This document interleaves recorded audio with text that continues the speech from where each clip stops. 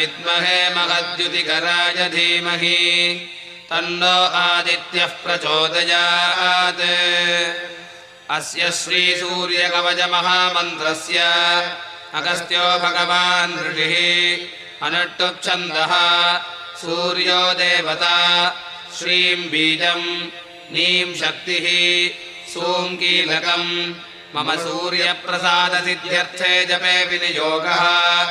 जपाकुसुमसङ्काशं द्विभुजं पद्महस्तकम् सिन्धूराम्बरमाल्यं च रक्तगन्धानुलेपनम् माणिक्यरत्नखचित सर्वाभरणभूषितम् सप्ताश्वरथवाहं च मेरुं यान्तं प्रदक्षिणम् देवासुरवरैर्वन्द्यं रश्मिभिः परिवेष्टितम् सूर्यं ध्यात्वा सुवर्णाभं पठेच्च कवचं मुदा।